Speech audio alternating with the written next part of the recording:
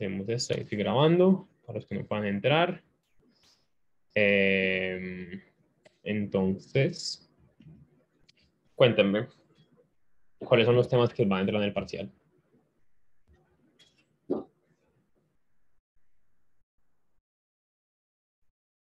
Juan, yo creo, o sea, es el concepto de derecho, ¿no? Y para mí, pues, más o menos, o sea, estoy tratando de hacer, mira, un cuadro de los temas vistos en clase y tengo pues varios puntos, que es como el derecho como fenómeno histórico y como fenómeno lingüístico.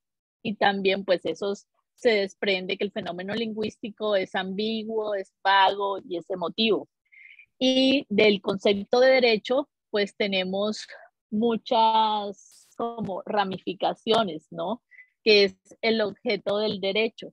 Está el derecho natural, pues de pronto me corriges de pronto porque hay veces que no empleo la terminología adecuada.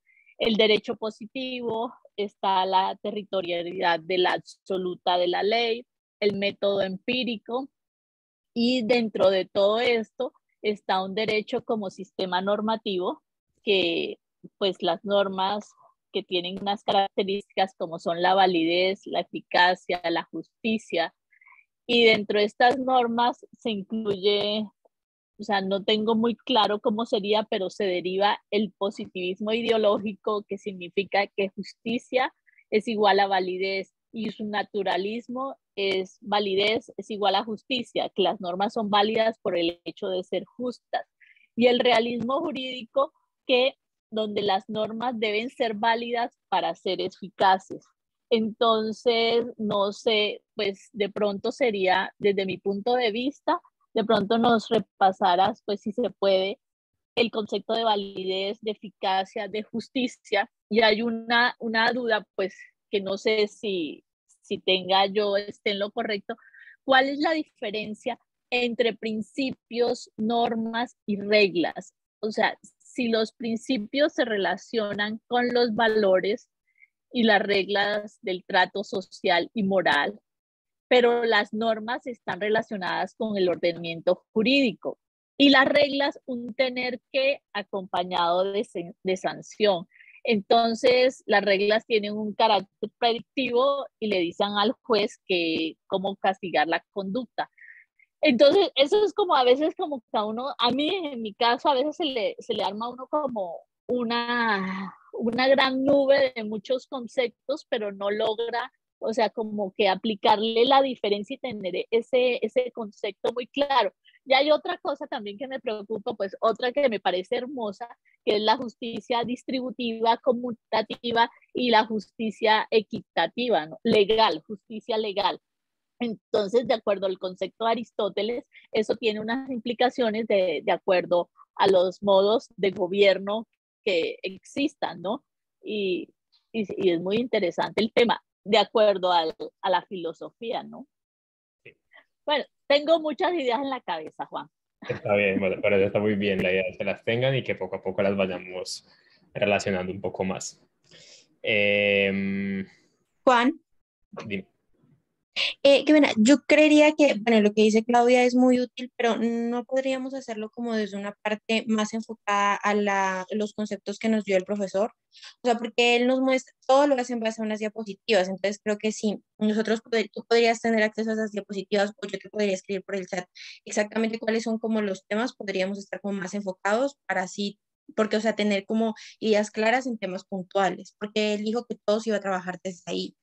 Ok, listo, pues yo no tengo acceso a las diapositivas, entonces no sé si ustedes las tienen. Si ustedes las tienen, si quieren me las mandan, Te las mando al chat, las dos diapositivas, porfa, sí. ajá, y ahí ya puedes ir revisando cuáles son como los títulos más grandes y desde ahí cómo desglosar la temática, porque si no, se nos va a convertir en una mano de conceptos que no vamos a poder manejar. Listo, de uno. Vamos a revisar bien eso. Listo. Mándemela y la revisamos.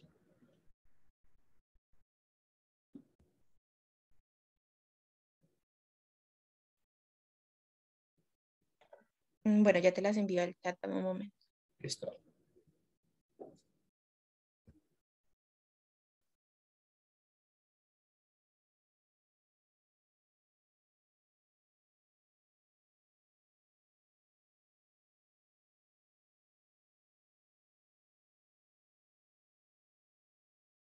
Juan, y otra, pues la diferencia entre el derecho, del objeto del derecho en cuanto al positivismo y a la teoría pura del derecho. Ambas contemplan las leyes escritas como, o sea, como pilar, ¿no?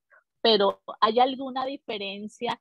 Pues yo sé que Kelsen dice que norma y derecho son iguales. El positivismo incluye y no incluye la moral Kelsen por ningún lado, ¿no? En cambio, el positivismo sí puede tener en cuenta como ese medio o ese contexto social y la moral. O sea, que hay algo que como que nos dé unas pautas de qué es cada cual para poderlo tener más claro.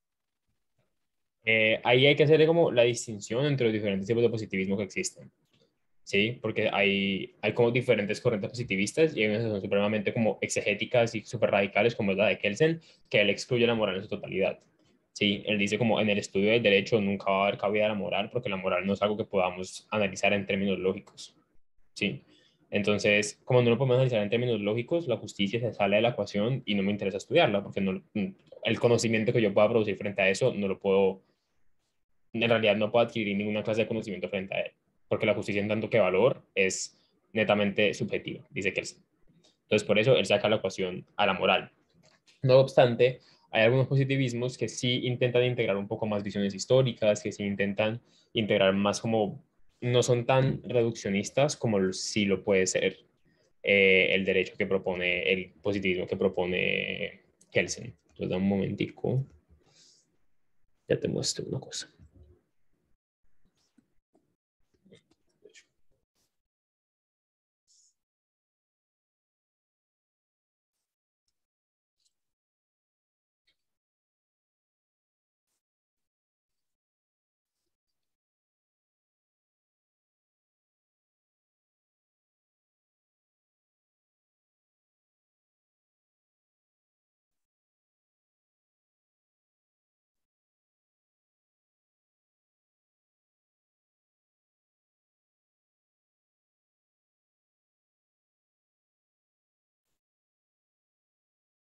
Las diapositivas, no lo olviden.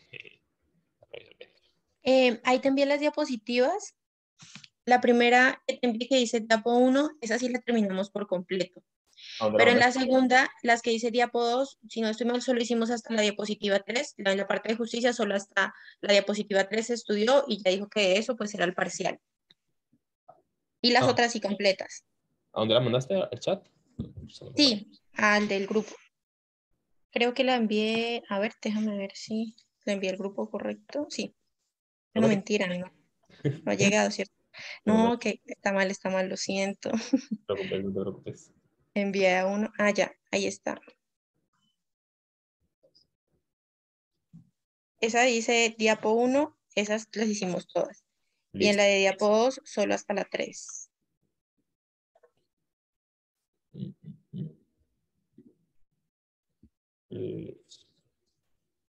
A ver. Pero no hemos visto 3 series de diapositivas. O sea, yo creo que la 1 y la 2 somos las que hemos visto. No, pero es que ¿sí? en la 1, no, Claudia, en la 1 están como los conceptos, el contenido de todo el semestre. Y la 2 es como lo que ya se empezó a trabajar y en la 3 es la que llegamos hasta la diapositiva 3. En la primera, en el primer conjunto de diapositivas solo están como los contenidos, la explicación de lo que se iba a ver durante el semestre.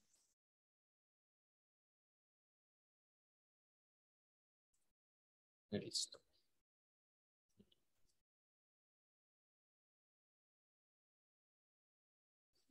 Bueno, entonces empezamos por el principio, ¿les parece? Cuando hablamos de derecho, necesito que ustedes partan de lo siguiente. Y es que hay una pregunta que es general, hay una pregunta que es compartida, hay una pregunta que es como transversal a todo lo que ustedes están viendo en el curso. Y esa pregunta, tenemos que irla entendiendo como, por ejemplo, ¿qué es el derecho? y cómo podemos conocerlo. ¿Sí? Porque al final del día, el propósito de la materia de introducción es hacer un acercamiento teórico hacia lo que es el derecho. Entonces, dentro de esta gran pregunta de qué es el derecho y de cómo podemos conocerlo, está este interés por hacer una introducción a la ciencia del derecho. ¿Sí? Como que la materia se llama Introducción al Derecho, pero en realidad es una introducción a la ciencia del derecho. Porque el propósito al final del día de una universidad es producir conocimiento científico frente al derecho, frente a un objeto de estudio. Entonces resulta que para que ustedes puedan ubicarse y para que ustedes tengan un poco más de claridad, siempre pregúntense cuando, mediante vayan viendo los temas, pregúntense cómo afecta esto mi concepción del derecho y cómo yo voy adquiriendo nuevos conocimientos frente a lo que es el derecho. ¿Sí? Porque entonces habíamos visto en alguna tutoría que cuando hablamos de que queremos hacer ciencia, decimos que necesitamos tener un objeto y un método. Entonces, cuando hacemos esa pregunta del objeto y el método, pues entonces resulta que sabemos que el objeto es el derecho y el método, pues pueden ser varios, ¿sí? Como que pueden ser métodos lógicos, pueden ser métodos empíricos, pueden ser métodos ideales. Hay muchos métodos que podemos utilizar para producir conocimiento científico del derecho. Pero entonces, lo cierto es que si yo quiero empezar a hacerme esas preguntas sobre qué es el derecho, yo tengo que partir desde una concepción del derecho. Yo necesito saber cuál es mi objeto, necesito delimitar el objeto de estudio, porque si no voy a estar estudiando un poco de todo. Entonces, si ustedes se dan cuenta, poco a poco vamos viendo la forma en que cada uno de estos conceptos entra en la pregunta. ¿Por qué? Porque entonces, si yo parto desde una tesis que me dice que el derecho es un fenómeno histórico, pues entonces los análisis y el conocimiento que yo puedo producir del derecho va a ser diferente que si yo parto del derecho como un fenómeno lingüístico. Porque si yo digo, no es que el derecho es un fenómeno histórico, significa que los métodos que yo voy a utilizar, ¿cuáles pueden ser? Pueden ser los métodos, por ejemplo, la historia. Podemos utilizar, no sé, análisis de discurso, análisis de materiales históricos. Podemos empezar a hacer un poco de análisis sociológico y preguntarnos por cuáles fueron los eventos más importantes por los cuales atravesó un Estado y en qué medida eso afectó al derecho. Piénselo, por ejemplo, en la Segunda Guerra Mundial. ¿Qué pasó con el derecho cuando los nazis tomaron poder? ¿Sí? ¿Qué ha pasado? Y no tenemos que irnos tan lejos. ¿Qué ha pasado en Colombia con el derecho, con el conflicto armado? ¿Se acuerdan que se conformó la JEP, que es una jurisdicción especial para la paz, y que eso es muy diferente a otros fenómenos que han sucedido del derecho en Estados Unidos? El punto es el mismo. Cuando yo quiero hacer un acercamiento al derecho y cuando yo quiero producir conocimiento sobre el derecho, yo necesariamente tengo que saber, tengo que empezar a delimitar lo que yo considero derecho. Y por eso es que ustedes han visto todas esas corrientes, ¿sí? Por eso han visto a los positivistas, por eso han visto a los naturalistas, por eso han visto a los realistas, por eso han visto tantas personas. Porque lo que ustedes están dando cuenta es que cada uno de ellos tiene un enfoque distinto sobre lo que es el derecho. Y como cada uno tiene un enfoque distinto sobre lo que es el derecho, usa diferentes métodos para producir conocimiento frente al derecho. ¿Me siguen hasta aquí? ¿Les queda claro? Entonces, muchachos, ¿qué es lo más importante y qué es lo fundamental cuando ustedes estén estudiando? Ustedes necesitan tener una pregunta transversal, una pregunta que sirva para que cualquier estudio, cualquier cosa que ustedes conozcan, que ustedes descubran, aporte a esa respuesta que están construyendo.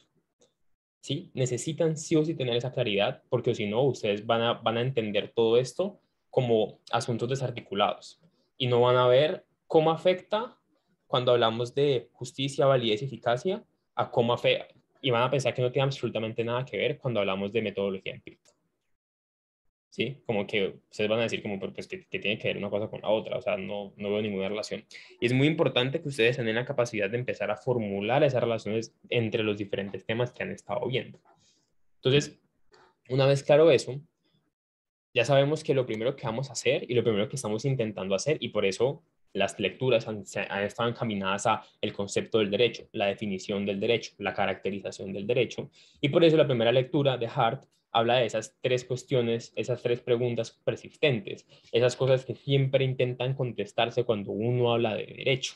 ¿Por qué? Porque estamos intentando delimitar el objeto de estudio de lo que es la ciencia del derecho, y eso es muy importante, muchachos, porque es que cuando hablamos de que o sea, el derecho no tiene un objeto. ¿Sí? El derecho no tiene un objeto, porque el derecho pues es ese conjunto de normas, ¿sí? Es como ese conjunto de normas o dependiendo de la postura que ustedes adquieren, si ustedes son más realistas, es ese fenómeno jurídico, esas decisiones de los jueces, si ustedes son más positivistas, van a decir ese conjunto de normas, si ustedes son más realistas, van a decir son una serie de principios provenientes de la razón, sí, como que la definición del derecho es una cosa muy diferente. Lo que sí tiene un objeto es la ciencia del derecho. Y el objeto siempre va a ser el derecho. ¿Sí? Siempre va a ser eso. Tengan eso claro, porque eso hace parte como de la relación lógica que pueden hacer entre las cosas. Porque entonces, no es como que los positivistas tengan un objeto. El objeto de todos, de los positivistas, de los realistas, de los naturalistas, el objeto de todos es el derecho. La diferencia es cómo ellos conceptualizan el derecho y cómo producen conocimiento frente al derecho. ¿Sí? Entonces, como ya sabemos que necesitamos delimitar ese objeto de estudio, al final del día lo que estamos intentando hacer es eso, es saber, bueno, ¿qué es lo que podemos considerar derecho? ¿Y por qué? ¿Y cómo? ¿Y qué hacemos con eso? O sea, ¿cómo producimos conocimiento frente a eso? Entonces, a partir de eso, empezamos a entender, por ejemplo, esto que nos comentaba Claudia, del derecho como fenómeno histórico, el derecho como fenómeno lingüístico. Y de hecho podemos hablar del derecho como muchos tipos de fenómenos. Podemos decir, el derecho es un fenómeno ¿qué? Es un fenómeno lingüístico. Y los que principalmente lo ven así son los positivistas, porque ellos se preocupan por la norma y por su estructura. Ellos se preocupan por la lógica del sistema del derecho. Puede ser un fenómeno histórico, como lo ven la escuela histórica. Puede ser un fenómeno ético, como lo ven los naturalistas. Puede ser un fenómeno cultural, como también lo ven, vamos a colocar aquí histórico-cultural. Puede ser un fenómeno social, como lo ven, por ejemplo, los realistas. Y hay muchos fenómenos que puede ser el derecho, ¿sí? Entonces, todos estos van a requerir diferentes metodologías. Porque acuérdense que entonces estamos diciendo, el objeto de la ciencia del derecho es el fenómeno jurídico, el fenómeno del derecho. Y lo que yo caracterice como derecho, la forma en que yo caracterice ese fenómeno jurídico me va a explicar qué es lo que yo estoy buscando, qué es lo que les estoy diciendo todo el tiempo. Entonces, si yo soy un positivista y yo en el derecho veo un fenómeno lingüístico, pues yo sí o sí aplico algo llamado análisis lógico del lenguaje. Ese va a ser el método de los positivistas. Los realistas, perdón, los de la escuela histórica, ¿qué método utilizan? Usan un método histórico. Ellos contextualizan el derecho, se preocupan por cómo llegó el derecho acá. Los naturalistas, ¿qué hacen? Utilizan un método que podríamos caracterizarlo como trascendental. Esto es muy kantiano, sí, porque es naturalista. ¿Qué significa trascendental? Trascendental significa que es general. Sí, o sea, en este contexto trascendental significa general, significa que se aplica a todos. Los realistas, ¿qué métodos utilizan? Utilizan un análisis utilitarista. ¿Por qué? Porque ellos se encargan de revisar si las normas funcionan, cómo las aplican los jueces, ¿cierto? Entonces cada uno de ellos va a tener diferentes posturas, pero ya habíamos hablado, ¿no? Ya habíamos visto que existe una ciencia del derecho que se puede dividir en diferentes categorías, en diferentes ramas. Esa rama es la dogmática jurídica, la teoría de la legislación, el derecho comparado y la teoría general del derecho.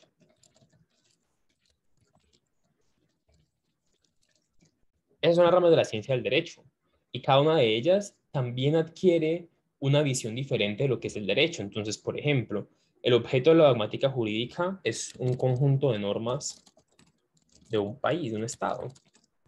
Es un ordenamiento jurídico. Ese es el objeto de la dogmática jurídica. La teoría de la legislación, ¿por qué se preocupa? La teoría de la legislación se preocupa por los métodos utilizados para producir leyes. Y bueno, cada uno de ellos, cada uno de esas ramas de la ciencia del derecho tiene una visión diferente de lo que es el derecho y analiza el derecho desde una perspectiva distinta. Entonces, ¿eso por qué es tan importante?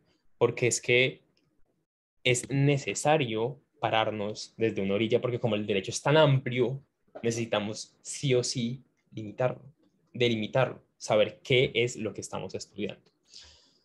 Entonces, a ver, voy a ver aquí, esas diapositivas. Rasgos básicos del derecho. Directum, doctrina francesa.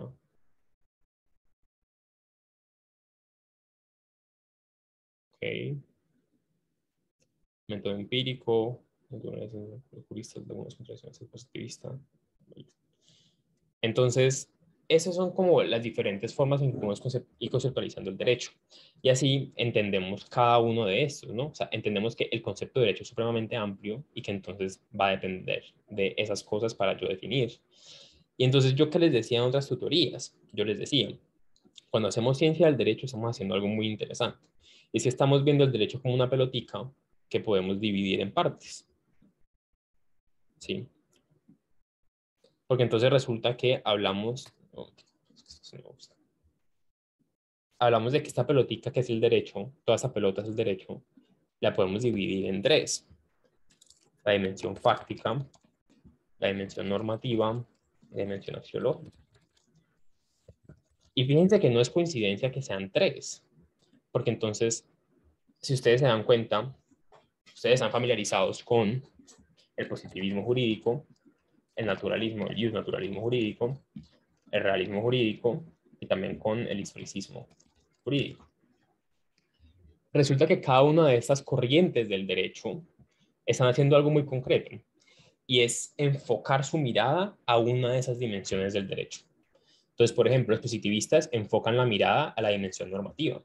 Porque, ¿qué decimos de los positivistas? ¿Qué dice, por ejemplo, el doctor Polo de los positivistas? Dice, estudio de normas o derecho positivo. Hace diferencia entre normas jurídicas, morales y realidad social. Tiene un respeto por los valores, las entiende como órdenes y sanciones, y el Estado crea el derecho, pero queda limitado a ellos, bien común a los asociados. Esta es la tesis positivista. ¿Qué significa? Significa que para los positivistas el derecho es norma. Y lo único que le interesa a uno como científico del derecho son esas normas. El resto no nos importa. ¿Por qué? Vamos a ver por qué. Cuando yo me paro en la tesis positivista, yo no me estoy... O sea, el positivismo es mucho más grande que el positivismo jurídico. El positivismo es un paradigma epistemológico enorme. Y ellos tienen un método. Entonces ellos dicen como, la ciencia produce teorías. Y lo que dicen ellos es que el trabajo es analizar esas teorías, concretamente sus enunciados, y revisar si tienen sentido. ¿Sí? Eso es lo que hacen los positivistas. Ellos hacen análisis lógico del lenguaje. Eso es lo único que les interesa. Entonces, ¿qué le interesa a Kelsen? A Kelsen le interesa que si yo tengo una constitución que dice la esclavitud está prohibida, pero a su vez tengo una norma, tengo una ley que me dice la esclavitud está permitida, pues ¿qué va a decir Kelsen? Kelsen va a llegar y te va a decir, mira, o sea, aquí esto no funciona. Porque el sistema, el ordenamiento jurídico tiene que ser coherente. Desde una perspectiva lógica, hay dos premisas que se contraponen, que se contradicen. Entonces no puede funcionar así. Entonces, eso es para los positivistas lo más importante. Por eso ellos hacen un estudio de las normas. Y ese estudio de las normas, ¿en qué consiste? Por ejemplo, también puede consistir en que si yo saco una norma del Código Civil, ellos estudian dicha norma y la analizan desde una perspectiva lógica. ¿Y la perspectiva lógica cuál es? Para los positivistas, las normas sí o sí tienen un predicado más una sanción. Y entonces, Kelsen, ¿qué dice? Si una norma no tiene sanción, no es una norma, al menos no es una norma primaria. ¿Y eso qué es? Eso es un análisis lógico del lenguaje, porque él está revisando si esa oración, esa norma que está ahí contenida, tiene sentido y se adecua a las características de la norma. Esa es la tesis positivista. Entonces, ellos se paran únicamente en la normatividad. Ellos no analizan los hechos. Ellos no salen al campo y se sientan a observar si funciona o no funciona el derecho. No, ellos no son biólogos, ellos no son físicos, ellos no son ingenieros. Ellos analizan las normas y por eso están sentados leyendo los códigos. Pero ¿qué pasa? Que, por ejemplo, cuando vamos al realismo y al historicismo, resulta que ellos sí se interesan mucho más por esa dimensión fáctica del derecho. Obviamente, que yo que les he dicho todo ese tiempo, no olviden que en realidad son enfoques. No es como que a los positivistas no les importe la axiología del derecho, y no es como que a los positivistas no les importe la dimensión fáctica del derecho. A los positivistas lo que más les importa son las normas, y eso es lo que ellos más se preocupan. Pero ellos saben que, y por eso hablamos de que para los positivistas, justicia igual validez. ¿Sí? Nosotros hablamos de que existe validez, eficacia y justicia, ¿cierto? Y esos conceptos también los podemos ubicar en esta pelotica. Yo puedo ubicar la justicia en la dimensión axiológica, yo puedo ver la validez en la dimensión normativa y yo puedo ver la eficacia en la dimensión fáctica. ¿Por qué? Porque yo les estoy diciendo, muchachos, cuando nos enfocamos en la dimensión normativa del derecho, nos estamos enfocando en qué tienen que ver las normas con el derecho y en qué medida es el derecho una cuestión de normas. Y a partir de eso se deriva toda la teoría de la norma que ustedes vieron. Entonces, que por ejemplo existen normas de tracto social, existen normas morales, existen normas religiosas, pero existen normas jurídicas. ¿Y qué caracteriza las normas jurídicas? Que pertenecen a un ordenamiento jurídico. Y en ese sentido, ¿qué significa eso? Significa que a los positivistas lo que más les importa es la validez de la norma. ¿Por qué? Porque resulta que la validez se predica lógicamente de las cosas. ¿Sí? ¿Eso qué significa? Para los positivistas, lo único que importa es que la norma sea válida. Y para que la norma sea válida, tiene que, uno, haber sido expedida por el órgano competente. Dos, haber respetado el procedimiento dispuesto. Tres, no haber sido derogada. Y pues en general, cuarto, pues no contradecir otras normas. Esos son los requisitos de validez para los positivistas. Y entonces, ¿yo por qué puedo ubicar la validez en la dimensión normativa del derecho? Porque la dimensión normativa es donde está el aspecto lógico del derecho. ¿Sí? Y yo puedo coger la norma y yo puedo hacer un checklist y yo puedo revisar si esto se está cumpliendo o no se está cumpliendo. La validez, cuando una norma cumple con todos los requisitos, es válida. Entonces les voy a dar un ejemplo. Digamos que existen diferentes tipos de leyes en Colombia, ¿no? Y recuerden que ley y norma no son lo mismo. Norma es el género, ley es una de las especies. ¿Sí? Ley es una forma en que existe la norma. La norma, en el sentido más amplio, es una prescripción. Es una oración que está destinada a modificar la conducta de las personas. La norma, concretamente, tiene esas características y de ellas se puede derivar la ley. La ley es toda norma que sea general, impersonal y abstracta. ¿Eso qué significa? Piensen en las normas que emite el Congreso. ¿Sí? El Congreso es el que emite normas. El Congreso emite leyes. Un juez no emite leyes. El presidente no emite leyes, él emite decretos. El alcalde no emite leyes, emite decretos. ¿Sí? Son diferentes, son cosas diferentes. ¿Por qué? Porque la ley tiene esas características que es impersonal, general y abstracta. ¿Eso qué significa? Significa que la ley no tiene aplicación directa. Piensa en el Código Civil. Vamos a una norma del Código Civil.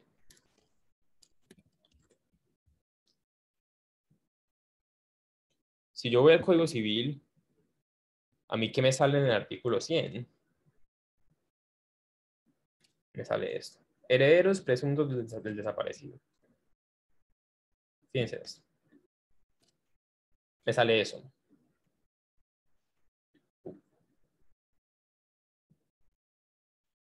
Si me sale esto, me dice, se entienden por herederos presuntivos del desaparecido los testamentarios o legítimos que lo eran a la fecha de la muerte presunta. El patrimonio en que se presume que suceden comprenderá los bienes, derechos y acciones del desaparecido cuando eran a la fecha de la muerte presunta. ¿Esto es general? ¿Se aplica a todo el mundo? Claro. ¿Es impersonal? ¿Te están diciendo esto es para alguien? No. Es para todo el mundo. ¿Es abstracta? Sí, porque no tiene aplicación. No ha sido aplicado a un caso concreto. ¿Qué va a hacer el juez? El juez va a tomar ese artículo. ¿Y ese artículo qué le está diciendo? te está diciendo, estas son las características de un heredero presuntivo. Y si, por ejemplo, cuando se muere alguien, el juez va a revisar ese artículo y va a revisar si se cumplen con esos requisitos. Y de cumplirse, en la sentencia va a admitir que esas personas son herederos presuntivos. ¿Sí? ¿Y eso qué significa? Significa que ya no es una ley, es una sentencia. ¿Sí? Entonces, ahí pasó a ser personal, porque estaríamos diciendo, Claudia es heredera presuntiva del desaparecido. El Código Civil nunca va a decir, Claudia es heredera, nunca. El Código va a decir, los herederos presuntivos tienen estas características y el juez revisa que esas características se cumplen. Y por eso hablamos de que la ley es impersonal, general y abstracta, porque no ha sido aplicada. La ley tiene que ser lo más general posible, tiene que abarcar el máximo número de casos posibles. Y entonces, ¿eso qué significa? ¿Qué nos afecta al final del día? Pues resulta que si yo tomo eso, yo me doy cuenta de que para producirse esa ley, tuvo que haber sido expedida por el órgano competente, que en este caso fue el Congreso. El Congreso hace muchos años expidió el Código Civil. ¿Sí? Y si vamos al primer artículo, sí, o sea, si vamos aquí arribita, ustedes fíjense. Dice, Ley 84 de 1873, Código Civil de los Estados Unidos de Colombia. Y te dice, Código Civil de la Unión, el Congreso de los Estados Unidos, el Congreso, si ven el Congreso, ya no somos Estados Unidos de Colombia, no, pero seguimos en un Congreso. El Congreso de los Estados Unidos de Colombia decreta, título preliminar, capítulo primero, objeto y fuerza de este código. Dice, el Código Civil comprende las disposiciones legales sustantivas que determinan especialmente los derechos de los particulares, por razón del estado de las personas, de sus bienes, obligaciones, contratos y acciones civiles. ¿Eso qué significa, muchachos? Eso significa que te está diciendo, el Congreso se encarga de expedir en la Constitución, por allá, en la Constitución de los Estados Unidos de Colombia, o sea, no en la del 91 ni la del 86, sino una más atrás, se decía que el Congreso podía expedir ese Código Civil. Y lo mismo pasa con las leyes de hoy en día. En la Constitución, en algún artículo, no me acuerdo cuál, dice, el Congreso de la República está investido de autoridad legislativa, es el encargado de producir las leyes. Y él produce esas leyes. Entonces produce esas leyes que son impersonales, que son normas generales, impersonales y abstractas. Y en esa misma Constitución se dicen qué tipos de leyes existen. Y te dicen, por ejemplo, hay leyes estatutarias, hay leyes ordinarias. Las leyes estatutarias son las que reglan los derechos fundamentales, tienen que cumplir con 4 debates en el mismo periodo legislativo. ¿Y qué pasa si un día se intenta sacar una ley estatutaria y no se hacen 4 debates, sino 3? Pues la ley no pasa, la ley no es válida. Eso es lo que le preocupa a los positivistas, que se cumplan esos requisitos. Después de no haber sido derogada, significa que ningún juez, ningún tribunal, ninguna corte pudo haber tumbado esa ley. Si tumbó esa ley, significa que ya no es válida, significa que ya no existe. ¿Sí? Cuando hablamos de validez, hablamos de qué es lo que se requiere para que esa ley exista, qué es lo que se requiere para que esa norma exista. Y finalmente, ese es un requisito un poco más contemporáneo, pero es el de no contradecir otras normas en sus términos sustantivos. Es decir, una norma no puede ir en contra de la Constitución, una ley ordinaria no puede ir en contra de la Constitución, porque ¿qué pasa? Cualquier ciudadano se acerca a la Corte Constitucional y les dicen, magistrados, esta ley va en contra de la Constitución, túmbenla. ¿Y qué hacen? La tumban, tal y como lo hicieron, por ejemplo, con el delito de aborto, ¿sí? El aborto ya no es un delito hasta las 24 semanas porque la Corte dijo, es inconstitucional. Va en contra de la Constitución considerar al aborto un delito hasta la semana 24. Eso fue lo que hizo. ¿Por qué? Porque ¿qué hizo? O sea, la Corte hizo un análisis lógico. La Corte analizó cuáles son los derechos fundamentales que están protegidos en la Constitución y se dio cuenta que el tipificar el aborto como un delito antes de la semana 24 se podía considerar una afronta a esos derechos que están contenidos en la Constitución. Y eso es un procedimiento especialmente positivista, porque lo que está haciendo es revisar cuáles son las premisas de la Constitución, esta y esta. ¿Cuáles son las premisas del delito de aborto? Esta y esta y esta. Las premisas del delito de aborto van en contra de las premisas de la Constitución. Por tanto, el aborto se cae, se tumba. El delito de aborto se tumba porque va en contra de la Constitución, porque lógicamente se contradice. Eso es lo que hacen los positivistas. Y por eso los positivistas, por eso, Claudia, para los positivistas validez equivale a justicia. Porque para los positivistas se presume que hay una idea de justicia que ya está contenida lógicamente en la Constitución y que por tanto cualquier ley que exista cumple con esos requisitos. ¿Sí? Se supone que si hoy tenemos una ley es porque esa ley es justa. Es porque la producción tuvo que responder a esos requisitos de validez, no haber sido derogada y no contradecir otras normas. Entonces, ¿qué pasa? Que es que, claro, el problema con la justicia, ellos presumen la justicia. ¿Sí? La presumen y nunca se encargan de verificar si es verdadera o no. Porque, ¿qué pasa? Uno puede tener una norma supremamente injusta, como lo puede ser el pico y placa. A mí el pico y placa me parece una pendejada, honestamente. Como que me parece supremamente inútil. Me parece súper injusto en general. Y entonces, ¿qué pasa? Que es que a mí me puede parecer injusto, ¿sí? Pero dentro de la Constitución, dentro del ordenamiento jurídico, ¿qué se dice? Se dice que los mandatarios están en la capacidad de limitar nuestro derecho a la locomoción. Y esa limitación a nuestro derecho a la locomoción está enmarcada porque hay bienes mayores, hay cosas más importantes como por ejemplo el medio ambiente. Y entonces, en tanto el medio ambiente es tan importante, se supone que se limita la circulación de los carros para no dañar tanto el medio ambiente. Ahora, de ahí a que eso ya funcionaba, pero el caso es que técnicamente, y desde una perspectiva netamente positivista, esa norma es válida, porque cumple con esos 4 requisitos. Pero además de ser válida, es justa, porque va acorde a los principios y a los ideales que están contenidos en el ordenamiento jurídico. ¿Eso qué significa? Significa que dentro del ordenamiento jurídico hay valores, hay principios que tienen que respetar todas las normas que componen el ordenamiento jurídico. Y ahí es donde podemos empezar como a revisar un poquito esta pregunta de en qué se distinguen los principios, las normas y las reglas. Los principios es lo que se llama mandatos de optimización. Un principio, un mandato de optimización. ¿Por qué? Porque es que recuerden y nunca olviden que el ordenamiento jurídico tiene unos fines. Esos fines suelen ser mantener la paz, el bienestar, el bien común, esta clase de cosas. Entonces, cuando decimos que el principio es un mandato de optimización, lo que estamos diciendo es que esos principios permiten obtener más de esos fines que se ha propuesto el derecho.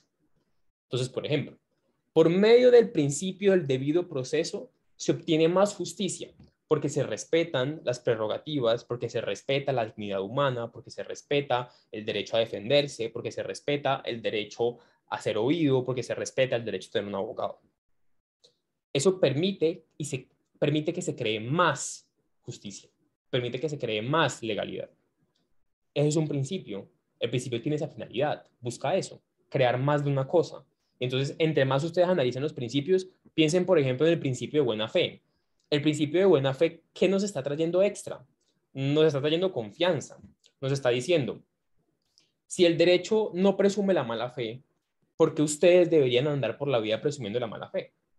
Si uno presume la mala fe, ¿qué pasa? Que no confiamos en los demás y por tanto la convivencia en sociedad se vuelve imposible, porque si no confiamos en los demás no podemos convivir.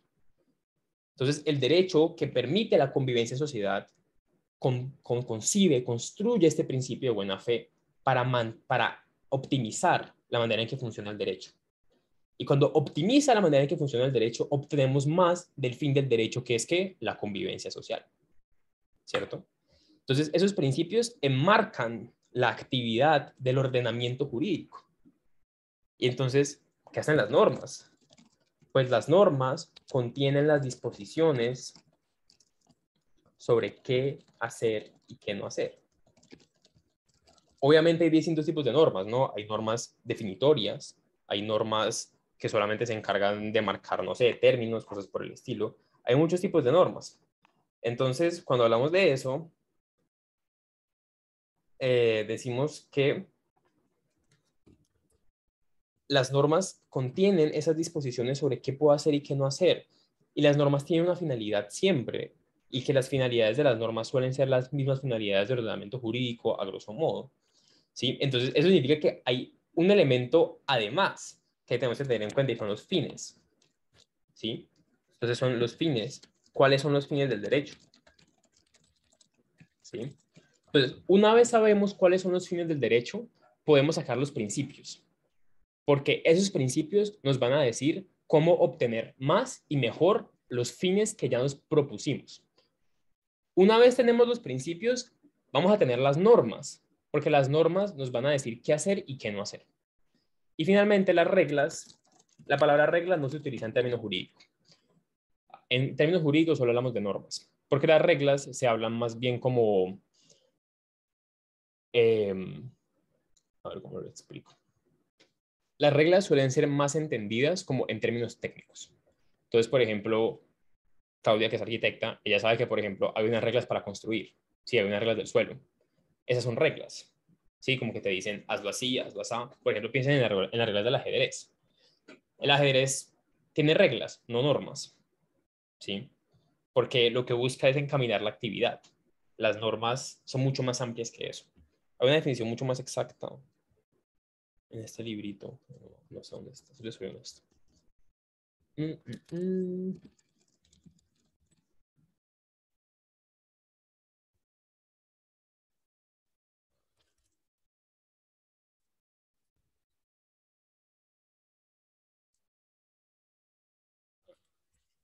Entonces, vean, reglas también son consideradas definitorias o determinadas, ya que son aquellas que definen o determinan una cierta actividad. ¿Sí? Por eso las reglas sirven también para identificar la actividad regulada por ellas mismas. Por ejemplo, si un jugador de fútbol en el desarrollo de un partido viola determinadas reglas que son las establecidas por el reglamento, ya no podremos afirmar que está jugando al fútbol. Al mismo tiempo, el fútbol se identifica con la actividad regulada por el reglamento. También las reglas de la gramática son un ejemplo al respecto. ¿Sí? Hay que hacer esas distinciones especialmente, porque, a ver, ¿qué pasa? La norma es el sentido más amplio, ¿sí? En el que puede ser. Las reglas son un tipo de norma, ¿sí? Las reglas son un tipo de norma, porque tenemos la prescripción, que es el más amplio, las normas, que también es muy amplio, y tenemos las reglas concretamente, ¿sí? Entonces, y por ejemplo, no solamente hay reglas, sino que también hay leyes, también hay directrices, hay costumbres. ¿Sí? Todo eso hace parte del fenómeno normativo, porque son de alguna u otra manera normas de diferente índole, pero al final del día, ¿qué es lo que caracteriza a la norma? Lo que caracteriza a la norma es su capacidad para cambiar y modificarlas, para influir en la conducta de las personas. ¿Sí? Entonces, esas son las diferencias entre principios, normas y reglas. Los principios son mandatos de optimización. Nos sirven para producir más de los fines que se ha propuesto el derecho. Las normas contienen las disposiciones, nos dicen qué hacer, nos dicen qué acciones evitar, nos dicen qué acciones ejecutar. Las normas son de tres tipos. Pueden ser obligatorias, prohibitivas, o obligativas más bien, o permisivas. Sí, yo puedo hablar de que la norma me obliga, me prohíbe o me permite. ¿Sí? Las reglas también funcionan de esa manera similar, porque las reglas son una subespecie de las normas, sino que las reglas se predican más bien como de aspectos específicos, ¿sí? Como en juegos, actividades, gramáticas, por ejemplo, cosas, es ese conjunto de actividades, por así decirlo. Son mucho más específicas las reglas. Las normas es lo más amplio que hay después de la prescripción. Entonces, si nos damos cuenta, aquí revisamos todo lo que tenía que ver con la normatividad. Aquí analizamos esa dimensión normativa del derecho. Nunca olviden eso. El derecho tiene esas tres dimensiones: fáctica, normativa y axiológica. Cada uno de las corrientes del derecho que vemos se enfoca en una de esas tres dimensiones. Pero precisamente los conceptos que vimos de eficacia, validez y justicia, que se predica tanto del ordenamiento jurídico como de las normas que lo componen, también se enfoca en alguna de esas dimensiones. Entonces ya vimos la tesis positivista, ya revisamos la dimensión normativa del derecho, en qué medida el derecho es una cuestión de normas, pues resulta que las normas suele ser la forma en la que mejor se expresa el derecho, pero las normas, sí, y las normas hablamos de que pueden ser válidas, pero también hablamos de que las normas pueden ser justas, pero en ese caso ya proliferamos hacia la dimensión axiológica del derecho. O podemos hablar de que las normas son eficaces, y en ese sentido proliferamos hacia la dimensión fáctica del derecho. Entonces, vamos a revisar ahora la dimensión fáctica del derecho. Cuando hablamos también pueden verlo así, es el derecho como. Cuando hablamos de la dimensión fáctica, es derecho como hecho, derecho como norma, derecho como valor. ¿Sí? Podemos hablar de eso siempre. De los valores del derecho, de las normas del derecho y de los hechos del derecho. ¿Qué significa la facticidad?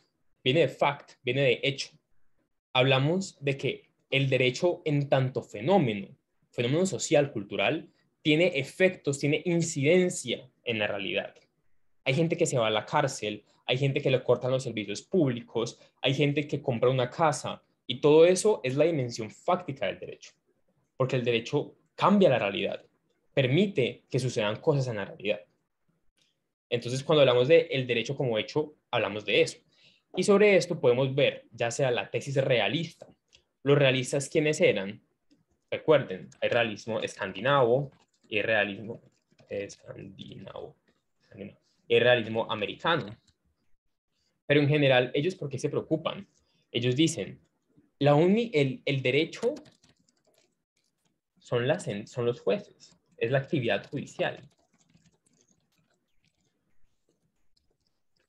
Y entonces, cuando ellos trabajaban con el derecho, cuando ellos querían producir conocimiento sobre el derecho, ellos querían ver cómo funcionaban los jueces, ¿sí? Entonces, por eso les contaba la otra vez, cuando ustedes ven How to Get Away with Murder, cuando ven Suits, cuando ven cualquier serie gringa sobre abogados, la ley, el orden, lo que sea, ustedes se dan cuenta de que los jueces son personajes principales, son personajes súper importantes y que los personajes, el resto, los abogados, generalmente conocen a los jueces.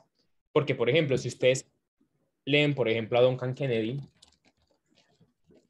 ellos hacen unos análisis psicologistas del juez.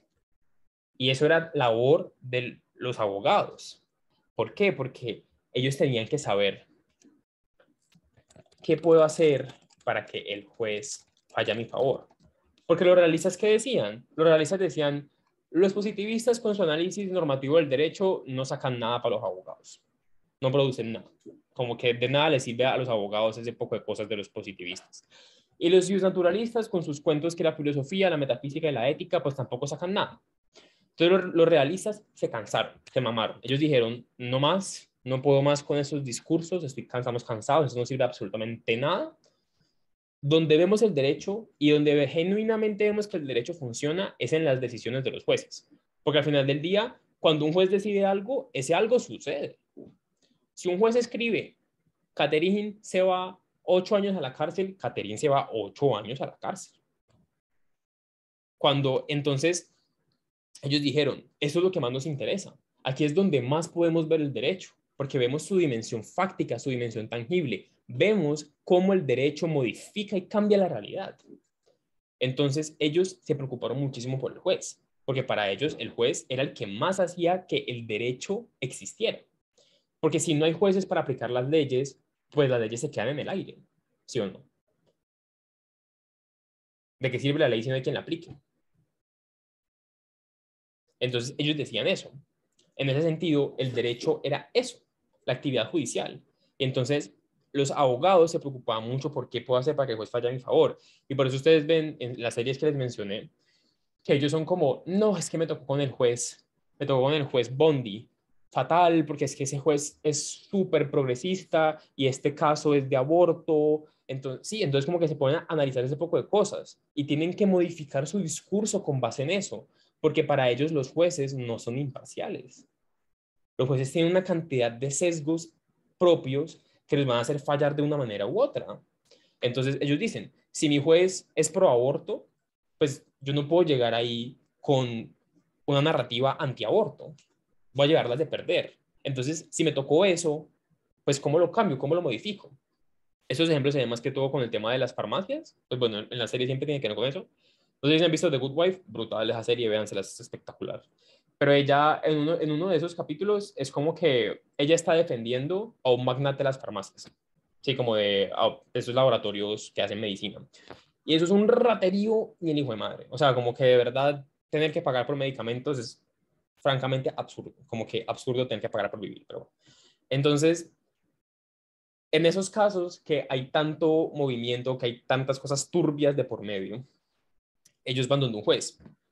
Y resulta que ese juez odia al dueño de la farmacia. Porque lo conoce, sabe quién es, porque es una figura pública. Y el juez lo detesta. O sea, para el juez es lo peor, literalmente. O sea, como que es escoria.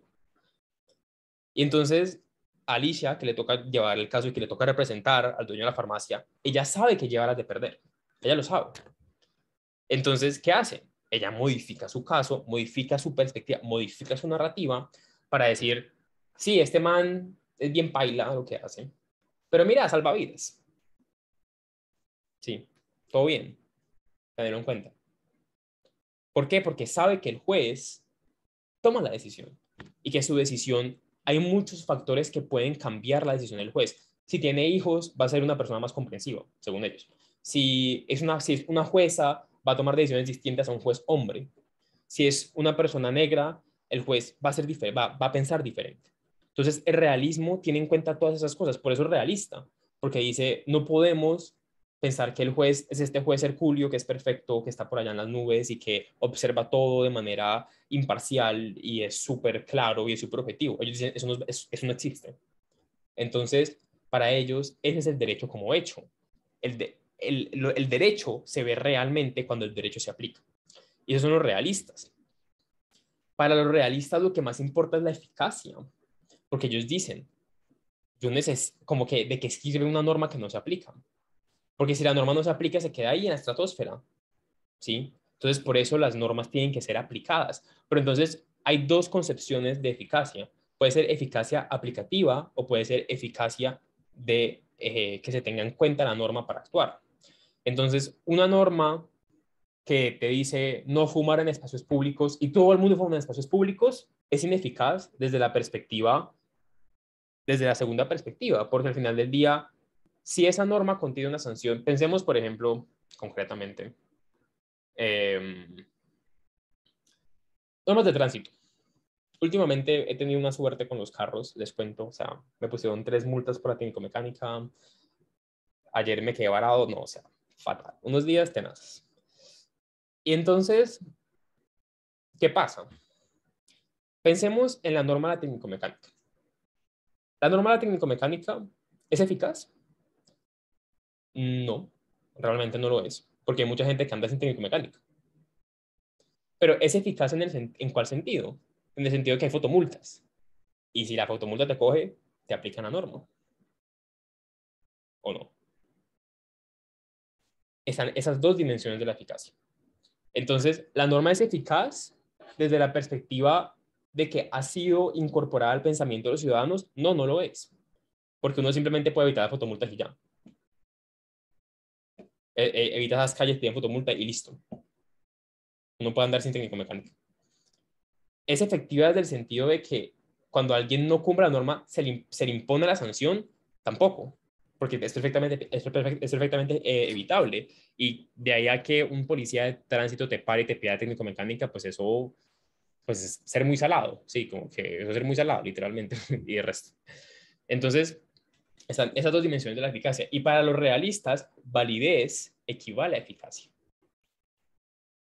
Porque una norma es válida en tanto la norma, pero eficacia aplicativa, porque la norma es válida en tanto el juez la aplica. Si el juez no aplica la norma no sirve de nada. ¿Y eso cómo puede suceder?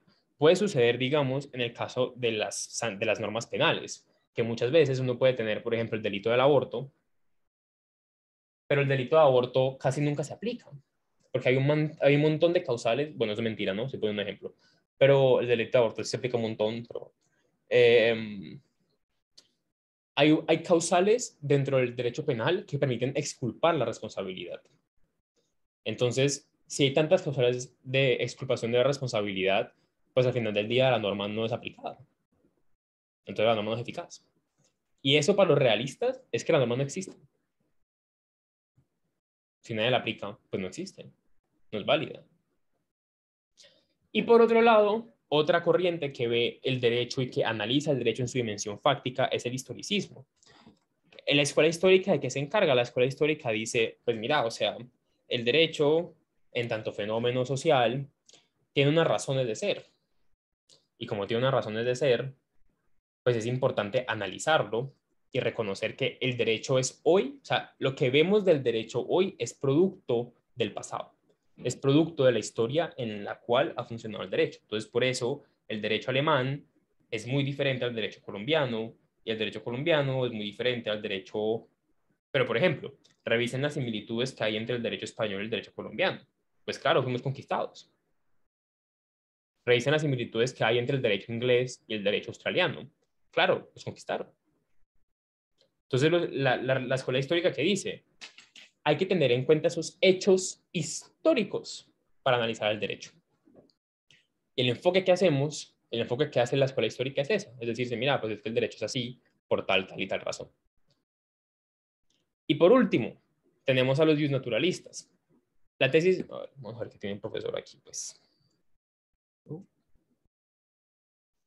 Positivista, tesis pura del derecho, bueno.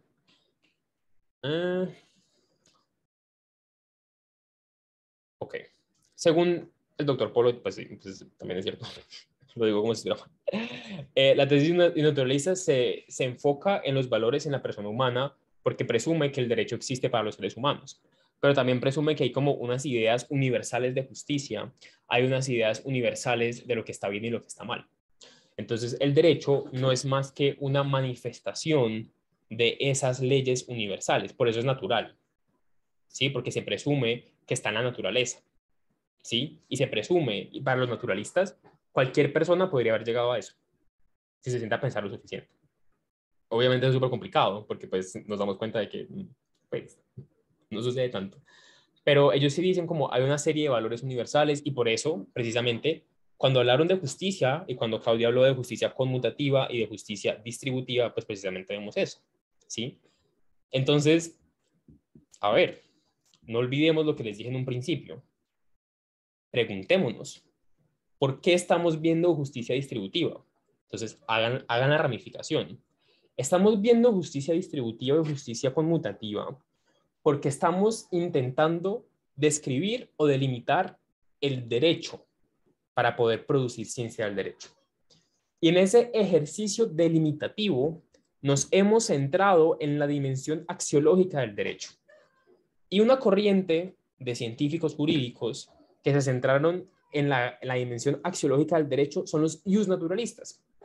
Y para los naturalistas, las tesis aristotélicas sobre justicia distributiva y sobre justicia conmutativa permiten entender cómo debería ser el derecho. ¿Me siguieron? ¿Me entendieron? Hagan esos ejercicios, así no se van a perder y así van a entender por qué están viendo lo que están viendo. Y resulta que eso me recordó precisamente que hay algo llamado deber ser y hay algo llamado ser.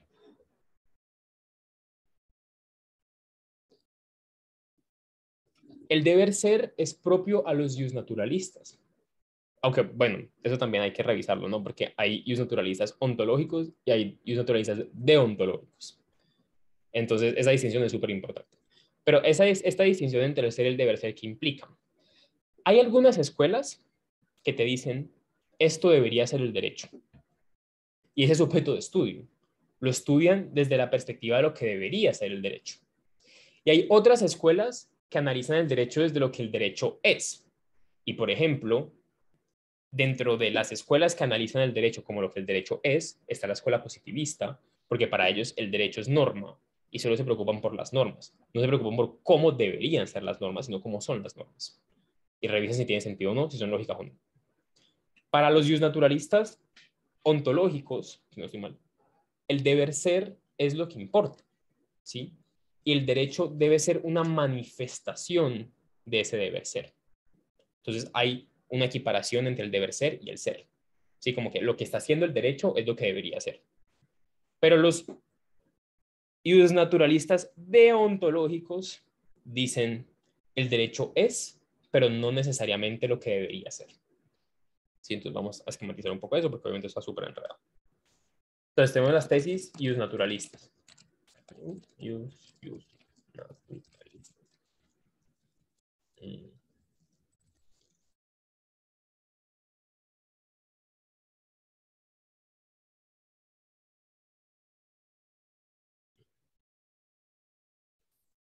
Entonces tenemos a los naturalistas, a los naturalistas en sentido más amplio, que son estos que creen básicamente que hay que reducir el concepto de validez al concepto de justicia. Entonces, las normas son válidas porque son justas. Eso es muy importante, porque recuerden que son válidas porque son justas. Los positivistas dicen las normas son justas porque son válidas. Muy diferente. Entonces, cuando hablamos de los naturalistas, ellos plantean esto, que es necesario la justicia. Y entonces, el derecho natural es ese deber ser. Y hay un derecho positivo, que es el que es. ¿Sí? Entonces, yo siempre les dibujo.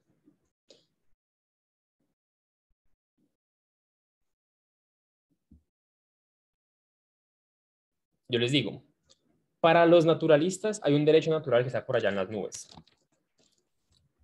¿Sí? Está por allá en la estratosfera.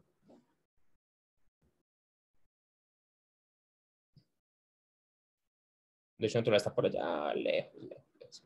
Y es ideal, es bonito, es del cielo. Algunos son, por ejemplo, Santo Tomás, son religiosos. Entonces dicen como, no, el derecho es una emanación de Dios y Dios se manifiesta por medio de las normas. Entonces, para ellos existe ese derecho natural, que es lo que debería ser. ¿Sí? Aquí está el deber ser. Es perfecto. Sí, es maravilloso. Es lo mejor que nos puede pasar. Entonces ellos dicen, podemos acceder a él si pensamos lo suficiente o si nos inspiramos de Dios. ¿Sí? Pero hay un derecho que es. ¿Sí? Y ese es el derecho positivo. ¿Sí? Como que ese derecho positivo existe. Pero ese derecho es mundano. Ese derecho está en la tierra. Por eso es marrón. Porque está en la tierra. ¿Sí? Como que está por acá. Entre nosotros, con las montañas, con el pasto. Como que el derecho positivo está aquí en la tierra. Entonces, cuando hablamos de que hay ontológicos,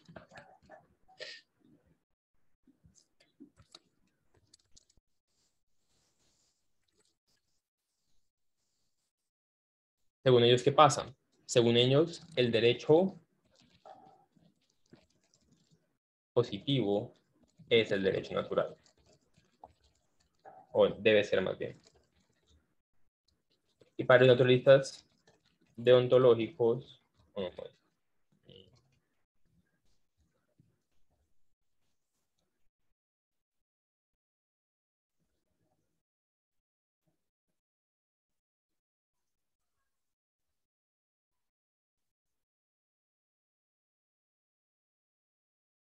el derecho natural es el derecho positivo. Es.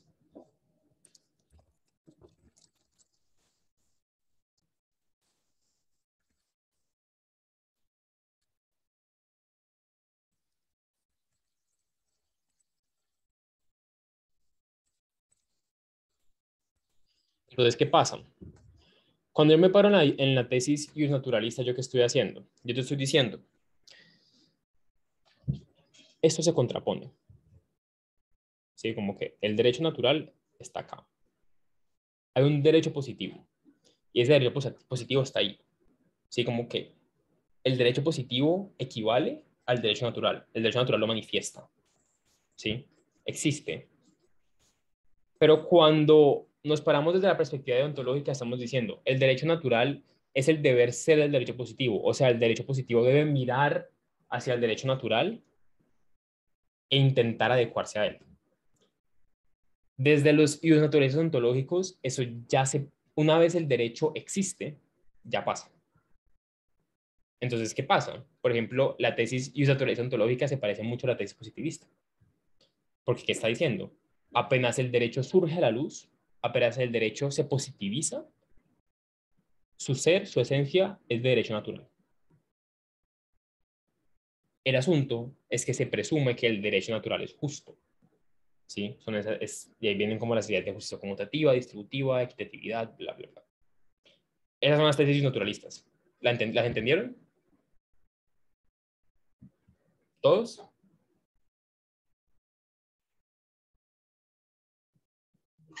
Sí.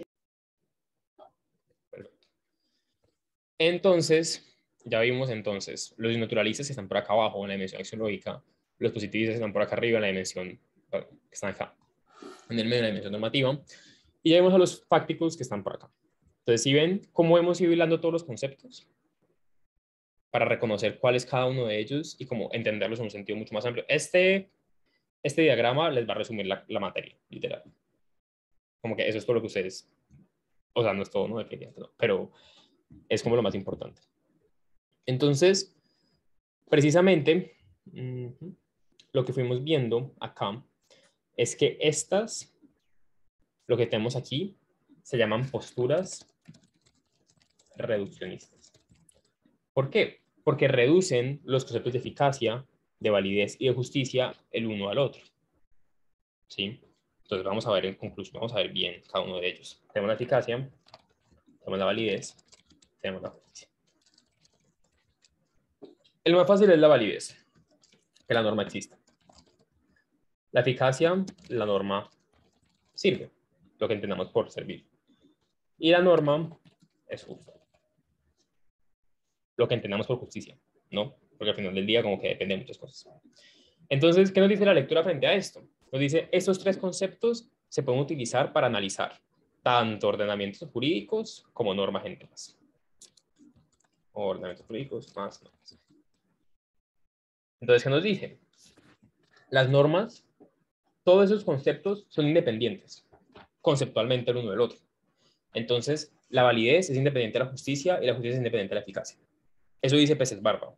Y el que dice, cuando yo me paro desde esas perspectivas positivistas y naturalistas, realistas, yo estoy siendo reduccionista en la medida en que no reconozco la independencia entre esos conceptos. Por eso son posturas reduccionistas, porque reducen. ¿Sí? Porque te dicen validez igual justicia, eficacia igual justicia, eficacia igual validez. Y Peces Barba dice, eso no es cierto. Son conceptos diferentes, son conceptos autónomos. Entonces, en ese sentido, cualquiera de esas posturas es reduccionista, porque no está entendiendo la profundidad y la densidad de estos conceptos que se utilizan para analizar al ordenamiento jurídico y a las normas. Pero, ¿qué nos dice Peces Barba? Al final del día, no son tan independientes, son independientes al nivel conceptual, pero a nivel fáctico no es tan simple independizarlos. Porque si una norma no es justa, es muy probable que la norma no sirva y es muy probable que la norma deje de existir eventualmente. Se afectan los unos a los otros. Pero, ¿qué pasa con los ordenamientos jurídicos? Los ordenamientos jurídicos son unas peloticas en las cuales están las normas. Aquí están revoloteando, existiendo, felices de la vida. Y entonces, pues, ¿qué dice? Mira, si un ordenamiento jurídico deja de ser válido, deja de ser eficaz y deja de ser justo. Sí o sí. Porque si el ordenamiento jurídico ya no es reconocido, y piénsenlo, pues se van a poner los ejemplos de las revoluciones. ¿Qué pasó con la independencia de Colombia? Que ellos dijeron, no más ordenamiento jurídico colonial. Entonces sacaron todas las normas de la colonia porque dijeron, ese ordenamiento no es justo, en principio, ¿no? Dijeron, este ordenamiento jurídico que nos han impuesto los españoles no es justo, lo vamos a cambiar. Entonces deja de ser válido y deja de servir. ¿Sí? O sea, ¿eso qué significa? Significa que los ordenamientos jurídicos siempre tienen que ser eficaces, siempre tienen que ser válidos, siempre tienen que ser justos. Porque si alguno de esos tres falta, los otros se caen, eventualmente. ¿Sí? Y obviamente entiendan eso en grados, ¿no? Hay grados de validez, hay grados de eficacia y hay grados de justicia. Lo que más importa es que si estamos en el grado 0 y hay un grado 100, no está mal que el grado de justicia sea 75, que el grado de validez sea 100 y que el grado de eficacia sea 60, sea 50. Eso está bien. Pero entre más lleguen hacia acá, entre más deje de servir, entre más deje de ser válido, entre más deje de ser justo el ordenamiento jurídico, eventualmente va a ser reemplazado, sí o sí. Porque si el ordenamiento no es válido, si el ordenamiento no es justo, si el ordenamiento no es eficaz, pues entonces no sirve. Y el ordenamiento jurídico sí o sí tiene que servir. Pero una norma perfectamente puede no ser válida y ser eficaz. Una norma puede perfectamente ser eficaz, pero no ser válida. Piénsenlo, por ejemplo, hay normas que no son válidas, ¿sí? Ya sea porque ya fueron derogadas, ya sea porque nunca han existido, pero que son muy eficaces. Por ejemplo, piensen en términos. Hoy tenía un caso consultorio que me sirvió. La semana pasada me dijeron algo sobre eso. Ya.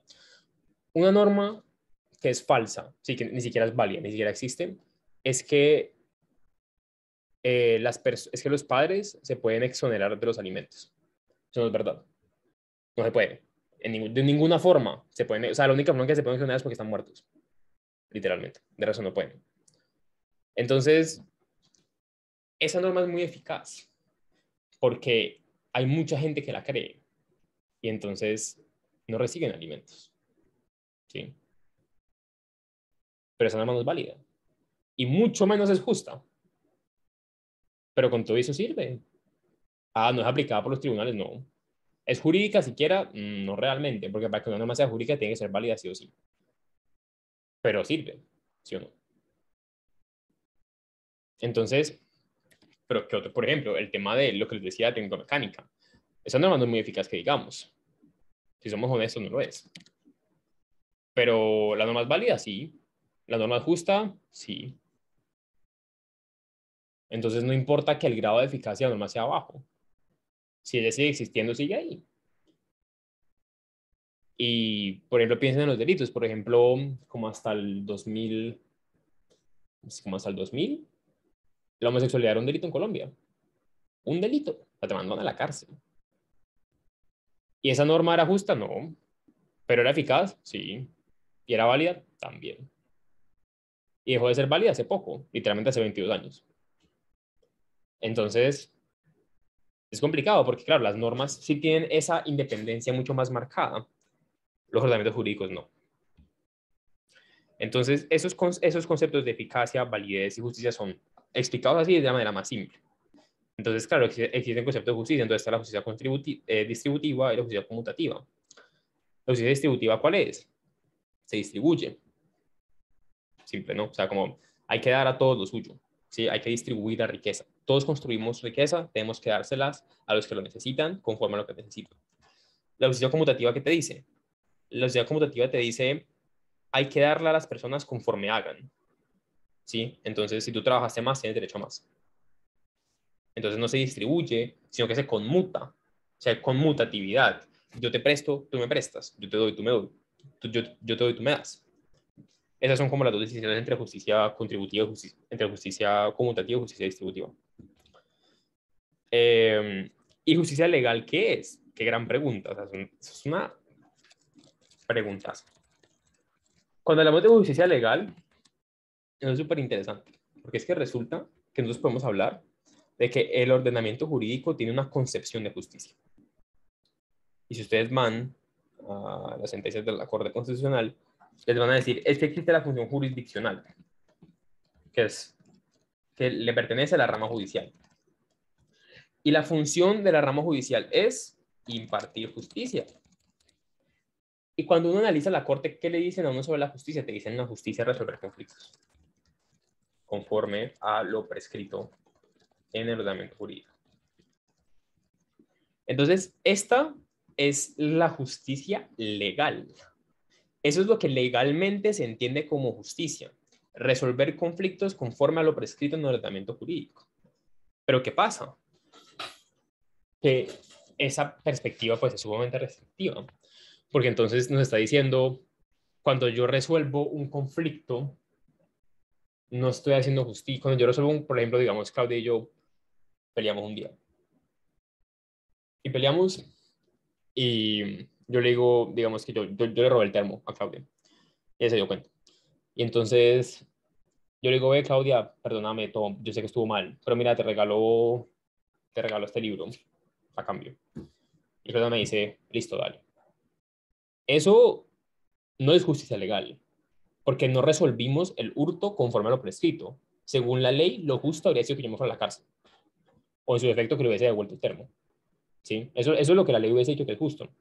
Pero Claudia dijo, pues la verdad es que ese libro me lo quiero leer hace años. Entonces, pues todo bien, dejemos así. ¿Sí? Entonces, cuando hablamos de justicia legal, hablamos de lo que el ordenamiento mismo considera justicia. Y esa concepción de justicia pues es súper complicada, súper compleja, pero a grosso modo siempre va a ser resolver conflictos conforme a lo prescrito.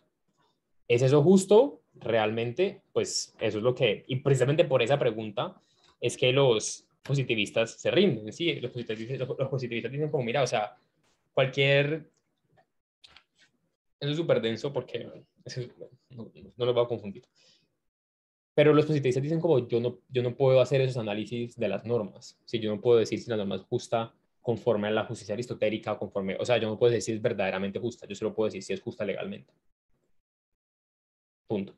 Esa justicia se va a predicar de si es conforme a los valores y los principios de ordenamiento jurídico. Entonces, por eso no olviden, no es que los positivistas digan, no, la moral no importa, porque los positivistas sí tienen en cuenta valores y principios. No es tan, ay, sí, Kelsen el nazi, no, jamás. El problema es que fue muy mal interpretado, que se fue muy mal interpretado. Y precisamente, pues de hecho sí fue que, o sea, Kelsen como que se arrepintió mucho del positivismo por eso, por unas. Entonces, pues nada, muchachos, no sé si tienen más preguntas. Yo creo que aquí revisamos bien. Hay diferentes, bueno, aquí, esto.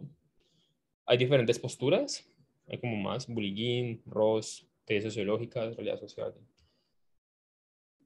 Mm, bueno, la tesis marxista es súper importante también. Es súper interesante, el derecho marxista es súper interesante.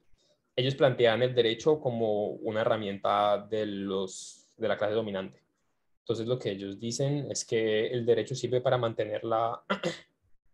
para mantener como la clase dominante como dominante. Entonces, sí. Entonces, el derecho funciona como que uno arregla los medios de producción y permite que los medios de producción se mantengan en cabeza de la clase dominante. Entonces, el derecho es esa herramienta que literalmente destruye o bueno, mantiene a una clase como la más importante. Pero el derecho, o sea, dependiendo de la corriente marxista en la que se ubiquen, hay marxistas que creen en la superación del derecho, porque creen que el derecho es netamente burgués. Entonces, que una vez los proletarios adquieran el poder y se vuelvan, y como que superan a los burgueses, el derecho no va a existir.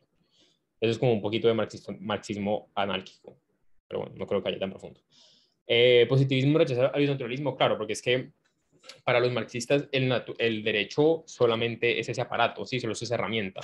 Entonces, para ellos no creen que existan razones éticas, profundas, metafísicas, filosóficas al ser del derecho, sino que solamente lo ven como esa herramienta de dominación. Entonces, por eso son positivistas. Solo se preocupan por eso y se preocupan por revisar cómo afecta el derecho y qué hace el derecho para mantener a la clase dominante como dominante. Ronald Dworkin, él hace muchas críticas a Hart. ¿Se acuerdan que les conté que Hart fue el primero que vimos y Dworkin le hace muchas críticas a Hart? Él hace un rechazo al positivismo porque no tiene en cuenta los principios. Bueno, eso es una afirmación un poco severa. Dworkin no rechaza el positivismo plenamente. Él dice que le faltan cosas. Entonces, entre esas cosas que le faltan son los principios. Entonces, él dice como, si todo el entramado de Hart, de reglas primarias y secundarias, le añado los principios, todo bien. ¿Sí? Igual Tolkien también tiene como varias cosas de otros estilos, como por ejemplo, cuál es el lugar del juez, eh, cuál es, exacto, Hart ataca la tesis de decisión discrecional del juez y propone la respuesta correcta porque Hart, siendo un positivista puro y duro, él dice como, es que hay una forma de interpretar la norma y hay una forma de analizar el derecho. Entonces, esa es la respuesta correcta. Dworkin dice, no, no existe respuesta correcta. Hay diferentes aplicaciones. Entonces, por eso hay que tener en cuenta los principios, porque los principios encaminan la decisión del juez. Rawls, que es ya un teórico de la justicia, mucho más moderno, él sigue vivo, de hecho, Rawls dice como, ¿qué es lo que permite Para Rawls, la forma en que el derecho debe funcionar es a partir de sus principios y el derecho debe existir como, como debe propender por una justicia que sea ciega. Sí, o sea, una justicia como que el derecho debería funcionar de tal manera que lo más clásico, lo más paradigmático de Rawls es el velo de la justicia. Entonces él dice, imagínense que, o sea, su visión de la sociedad más justa es una sociedad en la cual todas las personas se sienten un día con un velo en la cara sin poderse ver al uno al otro y confieran en una serie de obligaciones y de normas. Esas normas a las cuales se llegan sin tener en cuenta como el género, la raza, el estrato, la proveniencia, esas van a ser las reglas más justas que podemos tener porque no están permeadas por factores externos, sino solamente como por nuestra propia razón. Ese es el ejercicio del velo de Rawls. Es como un ejercicio mental. Entonces, para él, él une el razonamiento moral y el jurídico diciendo como esas normas que se producen cuando nadie tiene en cuenta los factores del otro son las más justas. Y ese es el razonamiento moral. Y esa es la forma en que se debería producir las leyes. Eso dice Noms. Alf Ross propone el modelo empírico. Este es lo que yo les contaba del realismo escandinavo. Ross es el escandinavo, interpretar y predecir las decisiones de los tribunales. Eso es lo que ellos más hacen. Como que el objeto de la ciencia del derecho es ese, como interpretar y predecir las decisiones de los tribunales. Cuando vemos a Willie Ginn, precisamente, y Brian Biggs, bueno, aquí hay bastantes, tiene que ver mucho con el derecho y la lógica. Y entonces cuando dice como el derecho tiene como objeto regular la conducta humana por medio de normas, es positivo, es principio, es contenido narrativo, es ideal de justicia, lo que está diciendo es que hay que preocuparse por un análisis lógico del derecho y por algo muy similar a lo que hacen los positivistas, sí, como que por eso son positivistas, porque al final del día lo que interesa es analizar esas prescripciones, analizar esos enunciados que hace el derecho frente a la realidad. Y aquí llevamos un poco más de metodologías y de disciplinas. Cuando vemos García Maynés, vemos el derecho, valor, norma y hecho, que es lo que yo les digo. Existen diferentes tipos de formas en las que existe el derecho. Que puede ser estudiado desde la perspectiva científica, que es lo que yo les contaba. Filosofía del derecho, que es como encontrar conceptos frente al derecho, historia del derecho, ver de dónde vienen, sociología del derecho. Bueno, esto creo que ustedes lo saben bastante bien. Internacionalización, pues bueno, es ver cómo afecta el derecho en términos más amplios al mundo de la sociedad. ¿Tienen preguntas de esto? Pues yo creo que es bastante claro. ¿Preguntas, inquietudes? Sí, no, más o menos con confianza. Juan, Bien. pues yo te quería agradecer porque de verdad que me aclaraste mucho toda la nube que tenía. Ya como que aterricé un poco más y va a ser más fácil estudiar para el examen. Muchas gracias. Con gusto. Bueno, pues nada. Estas son como las definiciones de justicia, pues yo siento que... me dicen que llegaron hasta acá, hasta Cosio, o llegaron antes. Ok. Pues bueno, a ver. En términos muy generales, lo que está haciendo el doctor Polo es proponerles una forma de analizar la justicia en el sistema internacional. ¿Por qué? Porque el sistema internacional es la forma más, es como el ordenamiento jurídico más, donde más se pueden ver como inicios de derecho y donde más se puede teorizar frente a la manera en que hay relaciones. Sí, es mucho más fácil, porque pues, el derecho internacional es muy reciente. Sí, el derecho internacional tiene que 2, 3 siglos apenas. Entonces, por eso hace tanto énfasis en el derecho internacional. Y recuerden, como que siempre la pregunta de ¿cómo conozco el derecho? Entonces, me analizo derecho internacional, una forma en que yo puedo interpretar y puedo revisar los aspectos de la justicia, los aspectos de las relaciones y la forma en que funciona el derecho. Entonces, recuerden que esto tiene mucho que ver con análisis axiológico del derecho, ¿sí? El análisis de los valores del derecho, el análisis de lo que el derecho considera como justo, como bueno, como valioso. Entonces él dice, existen relaciones privadas y relaciones públicas. Las relaciones privadas son entre individuos, esas pueden ser entre personas naturales, entre personas jurídicas y personas naturales. Pero hay relaciones públicas que pueden ser entre estados, entre estados y organismos internacionales, entre personas naturales y entre personas en general y estados.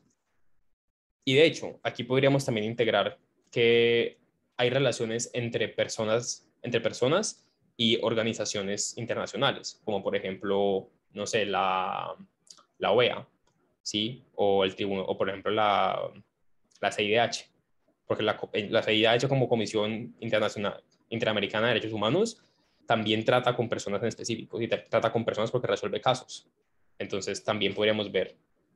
Y al final dice como entre personas, entre asociaciones, o sea, entre asociaciones internacionales, entre personas internacionales y personas internacionales. Entonces, entre estados y organizaciones, entre estados y personas naturales o jurídicas, y entre organizaciones y organizaciones. Si ustedes se fijan, todo lo que tenga que ver con el panorama internacional siempre se va a llamar organización. Es Organización de las Naciones Unidas, Organización Internacional del Trabajo, Organización Mundial del Comercio, Organización Mundial de la Salud, porque organizan estados, ¿sí? Entonces, ¿qué dicen? En la escena internacional, en la escena del derecho internacional, podemos analizar mucho la justicia, podemos revisar mucho el concepto de justicia. ¿Por qué? Porque entonces, en el derecho internacional hay un problema latente y es que no hay, como ya hemos visto con Hart, no hay un legislador y tampoco hay un juez, ¿sí? Determinado. Entonces, lo que rige el derecho internacional y lo que permite la producción de derecho positivo en el derecho internacional son los acuerdos que conforman los estados. Entonces, la ONU existe porque todos los estados firmaron un tratado diciendo, sí, creemos la ONU. Si un estado no firma eso, no hace parte de la ONU. Y lo que decida la ONU no le importa. Y de hecho, si ustedes se fijan, pues la ONU no sirve de mucho. Como que al final del día la ONU no sirve de nada. Porque si vemos, por ejemplo, el conflicto Rusia-Ucrania, pues ustedes están dando cuenta de que la ONU está como ahí para mirando. ¿Por qué? Porque no puede hacer nada. O sea, el problema es que, claro, o sea, la ONU ha manejado una narrativa de no, somos los salvadores del mundo, y pues definitivamente no lo son. Pero porque no lo pueden ser, sí, o sea, no hay forma de que lo sean. Entonces, el derecho internacional sirve y es muy interesante para analizar el objeto final del derecho, porque nos cuestiona sobre cómo deberían cooperar los estados y cuáles son los fines hacia los cuales deben propender los estados. Sí, porque es como el derecho internacional sería ese derecho que regula todas esas interacciones tan grandes, tan amplias, tan distintas, y cómo las debería regular. Y entonces ahí es donde nos preguntamos como, pero ¿cuál es el objeto final del derecho? O sea, ¿para qué sirve el derecho entonces? Entonces, ¿para qué sirve el derecho internacional? ¿Para qué sirve la ONU en tanto organismo de derecho? Si no puede hacer mucho. Entonces, como que va muy encaminado que se hagan esas preguntas, porque precisamente eso, cuando lo colocamos en el contexto internacional, también es para analizarlo en el contexto nacional. Y es preguntarnos, ¿para qué sí? ¿Cuál es el objeto del derecho? ¿Para qué sirve el derecho? Entonces, ahí precisamente como que habla como de las diferentes perspectivas que se pueden tener de justicia, que puede ser, por ejemplo, la idea platónica de la justicia es la virtud fundamental, de la cual se derivan todas las demás virtudes, la teoría de la virtud, que es más bien aristotélica, y bueno, pues platónica y socrática también. Sí. Es como hallar el punto medio. A ver, un momentico. Va.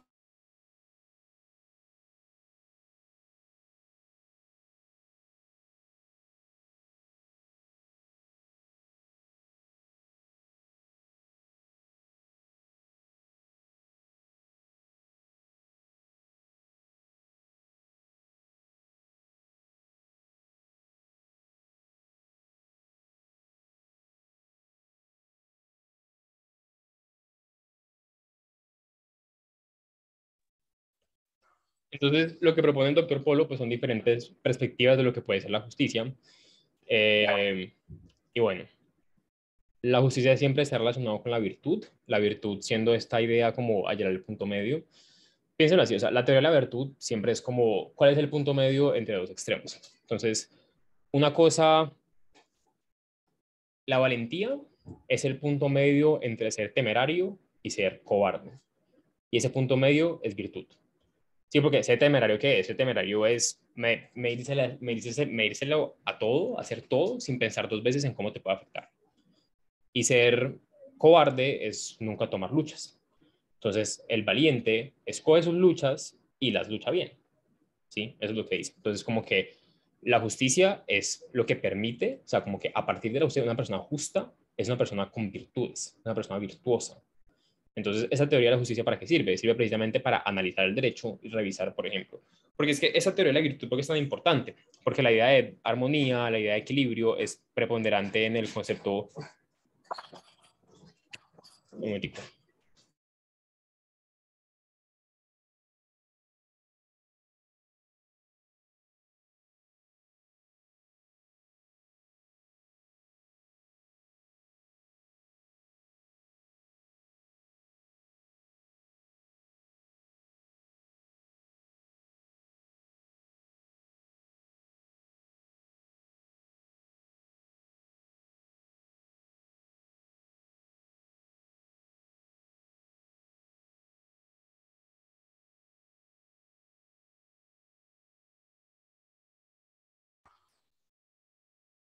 Eh, mi hermano llegó, y él ama a mi hermano, entonces está insoportable.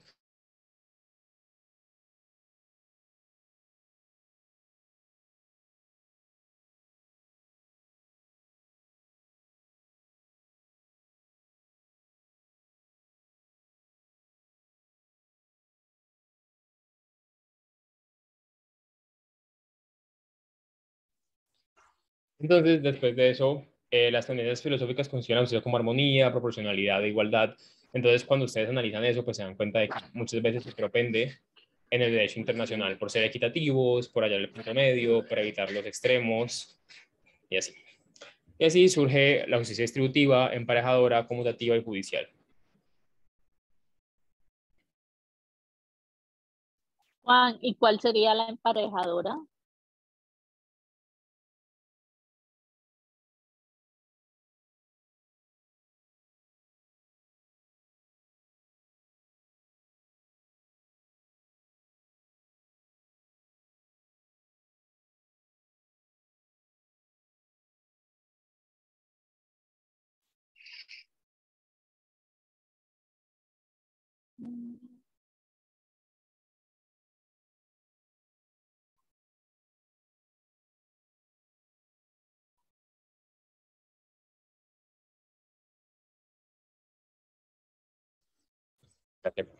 Emparejadora, Claudia, tiene que ver con lo siguiente. La justicia emparejadora parte desde el hecho de que la naturaleza es injusta. Entonces, que la naturaleza le da como beneficios a los demás, como que no sé, eh, alguien es mejor levantando pesas, alguien tiene más fuerza que otro. Entonces, la justicia emparejadora entraría en sociedad con el propósito de solventar esas diferencias y buscar emparejarlas. Entonces, esas diferencias naturales, pues prácticamente no hay mucho que se pueda hacer frente a ellas. Pero pues en un sentido muy filosófico, pues se podría hacer algo. La justicia distributiva tiene mucho que ver con la emparejadora en ese sentido, porque la justicia distributiva no parte del hecho de que hay desigualdades, pero sí parte de la idea de que hay que distribuir lo que se obtiene. Entonces reconoce esas diferencias. Justicia judicial, pues precisamente lo que les digo, como que la justicia judicial sería muy relacionada con la justicia legal y tendría que ver con la forma en que los jueces resuelven conflictos y la manera en que el derecho los considera que esas resoluciones son justas por el mero hecho de ajustarse al derecho. Entonces se construye legalmente un concepto de justicia. Entonces dice como la justicia es la idea de una armonía absoluta, de orden de conducta humana, los principios de un derecho justo comprende, principios de respeto y principios de solidaridad. Entonces eso tiene que ver con que para lograr la justicia, o sea, para lograr como esta idea, esta armonía, esta proporcionalidad, esta igualdad, es necesario siempre que existan principios que, como ya lo vimos, que son mandatos de optimización. Entonces, cuando decimos, o sea, reemplacen, si decimos que necesitamos principios de respeto, significa que necesitamos mandatos de optimización, es decir, mandatos que produzcan más respeto, mandatos que produzcan más solidaridad, porque así se va a lograr armonía, se va a lograr proporcionalidad, se va a lograr la igualdad. Cita Cosio diciendo la verdadera justicia consiste en la creación de igualaciones de libertad, haciendo referencia a la idea de que solamente se puede hablar de justicia en planos de igualdad. Esto puede ser puesto en cuestión. Y habla de la justicia que ha sido considerada como virtud, proporcionalidad, orden, igualdad, valor jurídico. Entonces, cada uno es diferente, ¿no? O sea, la virtud tendría que ver con hallar el punto medio, la proporcionalidad tendría que ver con saber, con dar conforme a lo que se necesita, con dar conforme a lo adecuado. Orden, significando mantener un bienestar, manteniendo una forma de ser una forma de que sean las cosas. La justicia trae orden en el sentido de que trae como que intentando resolver las diferencias, logra que se mantenga la paz, logra que se mantenga el orden. Igualdad, que la igualdad puede entenderse en un sentido tanto material como formal, haciendo referencia a que la justicia puede ser material, en el sentido que podemos todos tener lo mismo, o formal, hablando de que todos somos iguales. Entonces, la igualdad es importante eso porque, a ver, la justicia puede ser considerada como virtud, como proporcionalidad, como orden, como igualdad, como un valor jurídico. Pero eso no significa que la justicia sea eso. Sí, esa es una de las concepciones que se tiene de justicia. Entonces, una de las concepciones que se tiene de justicia es que la justicia equivale a igualdad, equivale a que todos seamos iguales o que tengamos iguales oportunidades, que es lo que sucede en nuestro ordenamiento jurídico. Pero, por ejemplo, también tiene que ver con la justicia como equidad. ¿Sí? La equidad no es justicia. La equidad es una forma de concebir la justicia. Entonces, la equidad es dar a cada uno lo suyo, eso lo vieron en Romano, que ese era como el principio rector de los pretores. Entonces, esas ideas son súper importantes y la justicia ha sido considerada como un valor jurídico. ¿En qué medida? En la medida en que el ordenamiento jurídico concibe una concepción de justicia. ¿Sí? Entonces se crea por medio de leyes, por medio de constituciones, por medio de normas, un concepto de justicia. Entonces, nada, muchachos, no sé si tienen preguntas, inquietudes, si les quedó claro, si les quedó más claro. ¿Cómo se sienten? ¿Qué opinan? Mil gracias, Juan Carlos, no, muy interesante tu punto de vista. Además, como dice el doctor Polo, pregúntele a Juan Carlos porque él tiene un punto de vista filosófico. Entonces, a mí me encanta. Me alegra mucho, Claudia, tan lindo el doctor. Pues bueno, los demás, Andrea, María del Mar, que siempre habla Claudia, Juan Sebastián, Isabela, ¿cómo se sintieron? ¿Tienen preguntas? Pregunten con confianza, ¿no? O sea, yo aquí, si no entendieron algo, si quieren que lo repito, no hay problema. Yo te quería preguntar si tú sabes cómo son los parciales del profesor. Uf, no sé, pero te lo puedo averiguar. Pues lo que me había dicho era que iba a ser la misma dinámica que hizo para el taller, que fue verdadero o falso y con una justificación. Sí, me imagino que sería así.